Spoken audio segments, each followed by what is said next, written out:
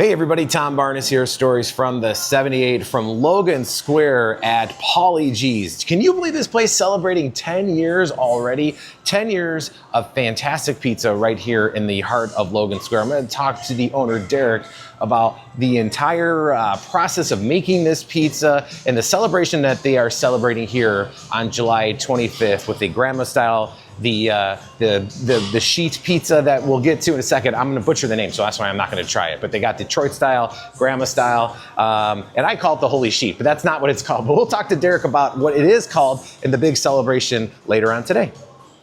All right, 10 years of Paulie Gee's, inside Paulie Gee's with the owner, Derek. How you doing, man? Good, man. How are you? Excellent. I'm at Paulie Gee's on a Saturday. What else could go?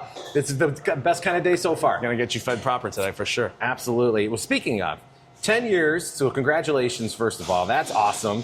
You made it through the pandemic, which is a feat in all to itself, and then you've been thriving ever since the pandemic. You were before, during, and after pandemic. Here you still are doing your thing. Yeah, we're working hard. We're definitely trying to get to thriving for sure. So it's been a struggle since the pandemic, but you know we've been surrounded by such great staff and great community that we keep going, and that's all you can do. So let's talk about the OG, the Detroit style pizza. That is what was so unique when it came out, you know, especially in Chicago, just because we're so used to just talking about ourselves in Chicago style pizza. Yeah. So it was a little brave at first to like be doing a different kind of pizza, but people love it. So talk about what makes that so unique, and then we'll talk about the grandma style pizza that you're gonna have for today. sure. I fell in love with Detroit style pizza before I opened the restaurant. My wife and I were kind of traveling the U.S., visiting friends, crashing on beds where we could, and just checking out pizzerias that were in this list of top 101 pizzas. Mm-hmm. We went to Buddy's. I've been there. Fell in love with the Detroit. Thought, what is this, and why has that not been in my life all this time?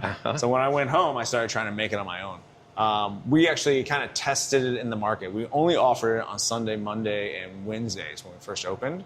And then we started getting people hearing about it, trying it, coming on Fridays and Saturdays saying, what do you mean you don't have Detroit pizza? I came for the Detroit pizza. WTF, man. I know. But you know, as a small business, you're like, sure, you got to staff a whole other person. You got to like do more on prep. Because there's a lot of prep to make that kind of pizza, right? There is. It requires 2 more full-time employees to be able to even execute that line on a regular basis. And so as you know, we were cash-strapped opening. So we said, let's ease our way in. Let's see how people like it.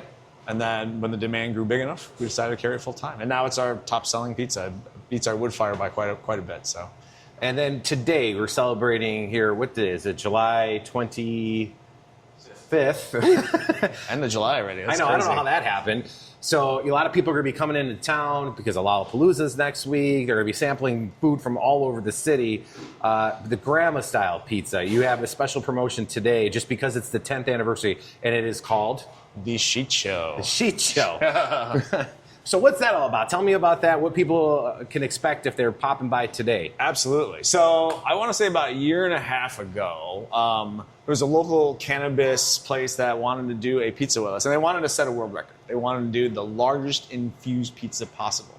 They had some funding. We got our brains together. We played around. So I had the sheet pan made by this group out of Las Vegas. Like legit, you got a special sheet pan for this? Yes, we measured the inside of the oven, made the sheet pan 2 specs so that we could maximize that full oven space up until maybe like half an inch on either side because metal expands. Sure, yeah. And so we got it delivered, and they were kind enough to deliver it all the way to us as well. And then we said, all right, let's do this. So then we made a grandma style pizza, which really just uses our Detroit style pizza. We let it rise a little bit less. We add some holes into it, so it gives it a little bit more chew as opposed to all the fluff that we add on our Detroit style pizza. Which makes that very signature Detroit style, that big fluff, right? Yes. Yeah, so this one we're aiming for a little bit more density, a little bit more crisp. We put some more oil on the bottom as it fries a little bit on the final bake. Oh, hell yeah. So we wanted to really just crisp it up and do something fun.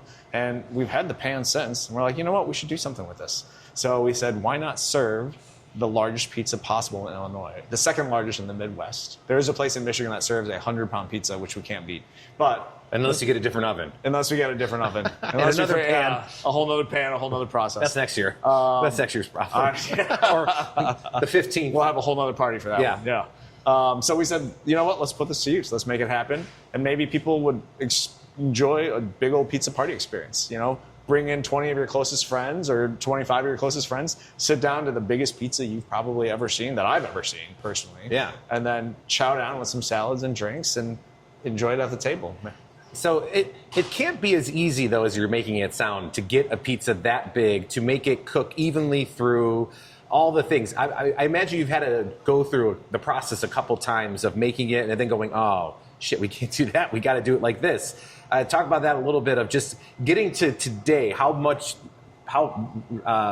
if you had to go back in the mirror and look from like day one of prepping for today? Sure. A lot of that comes down to base dough knowledge for pizza dough in the first place, right? So because we've worked in pizza so long, we're able to really apply a lot of that information. So, if you've ever worked with sheet pan pizza before in any fashion, you know that once you press it out, you got to let it rest. If you don't let it rest, it's going to shrink really fast inside the oven. So first time we did it, we got eager, we popped it off, and it shrunk like 3 inches on either side and way smaller than we wanted to be.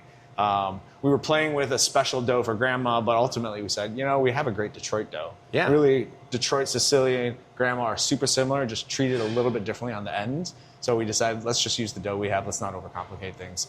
Keep it super simple so our team can execute well. And so the rest of it's really been the team. They've done the experimentation with me. They've seen the process. We've played around with it, and we've just kind of dialed it into where we want to be. What you're going to try today is going to be great. What you're going to try, a year from now, if we got this going still, it's probably going to be even better. We're just going to continue dialing it until we find that exact happy medium we want. So from jump, from the dough to the toppings and everything else, how long does that take? As far as so say today, this is happening when you decided to make the pizza that's popping out today. Yep. How long does that process take? Just so people have an idea. Absolutely. So we made the dough on Thursday morning, got that going, and then after it rested for about 4 to 5 hours, we baked it off into the par bake that we have now, which you'll see shortly before we top it.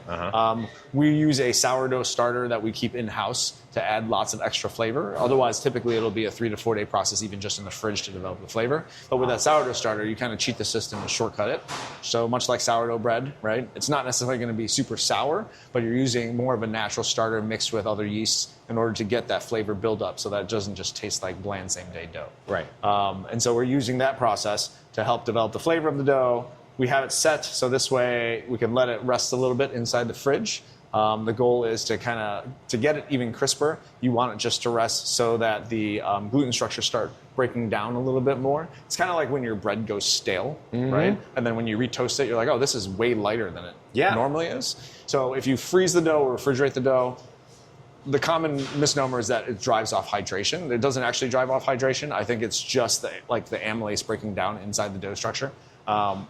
I'm not positive, but this is the theory at least. But it does taste lighter, and it bites cleaner, and it bites crisper.